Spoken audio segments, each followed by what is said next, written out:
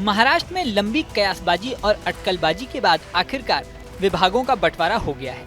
महाराष्ट्र सरकार में विभागों के बंटवारे से पहले इस बात पर सबकी नजर थी कि आखिरकार एकनाथ शिंदे और अजित पवार में नंबर 2 पोजीशन पर कौन रहता है, या आसान भाषा में कहें तो किसको ज्यादा पावर मिलती है। ऐसे में सबसे इम्पोर्टेंट विभाग था गृह मंत्रालय। एकनाथ शिंदे शुरू से ही गृह मंत्रालय की मांग कर रहे थे, लेकिन सीएम देवेंद्र फडणवीस ने गृह मंत्रालय अपने पास रखा है। यही नहीं, सीएम फडणवीस ने अपने पास गृह मंत्रालय के साथ कानून विभाग भी रखा है। दोनों डिप्टी सीएम की बात करें तो अजित पवार को वित्त और आबकारी यानी एक्साइज विभाग की जिम्मेदारी सौंपी गई है। दूसरी तरफ डिप्टी सीएम एकनाथ शिंदे के खाते में शहरी विकास, आवास, उद्योग, सार्वजनिक स्वास्थ्य, जल और स्कूल शिक्षा जैसे महत्वपूर्ण और भारी विभाग दिए गए हैं। इसके साथ ही अब चर्चा चल रही है कि एकनाथ शिंदे गुट की शिवसेना ने बीजेपी के साथ मोलभाव करके महाराष्ट्र में नंबर 2 पोजीशन पर रहने में कामयाबी हासिल कर ली है, लेकिन जिस गृह मंत्रालय को लेकर इतनी जद्दोजहद चली वो शिंदे को नहीं मिला। शिवसेना ने एकनाथ शिंदे के नेतृत्व वाली राज्य सरकार में अपने पास रहे अधिकांश विभागों को बरकरार रखने में सफलता प्राप्त कर ली है और आवास जैसे महत्वपूर्ण विभाग भी उन्हें मिल गए हैं। शिवसेना के सूत्रों ने बताया कि गृह मंत्रालय के साथ शिंदे आवास और शहरी विकास जैसे अन्य महत्वपूर्ण मंत्रालय पाने में सफल रहे। बता दें कि शहरी विकास मंत्रालय शिवसेना के पास होने से शिंदे का मुंबई महानगर क्षेत्र और राज्य के अन्य शहरों के सभी शहरी स्थानीय निकायों और प्रमुख बुनियादी ढांचा आवास एजेंसियों जैसे MMRDA, सिडको और MSRDC पर नियंत्रण रहेगा। शिंदे के अलावा शिवसेना के अन्य 11 विधायकों ने शीतकालीन सत्र शुरू होने से एक दिन पहले नागपुर में मंत्री पद की शपथ ली थी। शिंदे ने शहरी विकास, आवास और लोक निर्माण जैसे महत्वपूर्ण विभाग अपने पास रखे, जबकि उदय सामंत को उद्योग और मराठी भाषा मंत्रालय दिए गए हैं।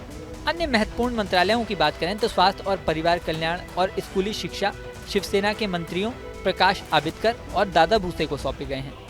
परिवहन मंत्रालय भरत गोगावाले को, जल आपूर्ति और स्वच्छता गुलाबराव पाटिल को, मृदा और जल संरक्षण संजय राठौर को, पर्यटन खनन भूतपूर्व सैनिक कल्याण शंभुराज देसाई को और सामाजिक न्याय संजय शिरसाट को सौंपा गया है।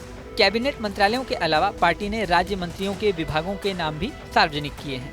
आशीष जायसवाल को वित्त और योजना, कृषि, राहत और पुनर्वास, कानून और न्यायपालिका, श्रम, योगेश कदम को गृह, राजस्व, ग्रामीण विकास और पंचायती राज, खाद्य और औषधि प्रशासन राज्य मंत्री बनाया गया है। यहाँ आपको ये भी बता दें कि जल्दी ही BMC के भी चुनाव होने वाले हैं, यानी मुंबई नगर पालिका के चुनाव। ऐसे में शिंदे के पास शहरी विकास, आवास और लोक निर्माण जैसा महत्वपूर्ण विभाग होना ये साफ दिखाता है कि शिंदे को BMC चुनाव के हिसाब से मंत्रालय आवंटित किया गया है। वहीं दूसरे खेमे की बात करें तो BMC के चुनाव से पहले ही महाविकास अघाड़ी में खटपट देखने को मिल रही है। कांग्रेस, शरद पवार की NCP और शिवसेना UBT के बीच सब कुछ सही नहीं चल रहा है। मीडिया रिपोर्ट्स के अनुसार संजय राउत का ये आया है कि उनकी पार्टी बृहन मुंबई महानगर पालिका यानी BMC का चुनाव अकेले लड़ सकती है।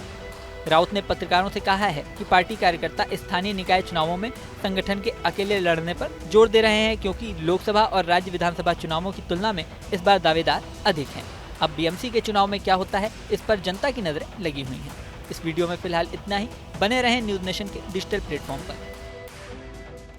न्यूज नेशन अब व्हाट्सएप पर खबरों के ताजा अपडेट के लिए न्यूज नेशन के इस QR कोड को स्कैन करें।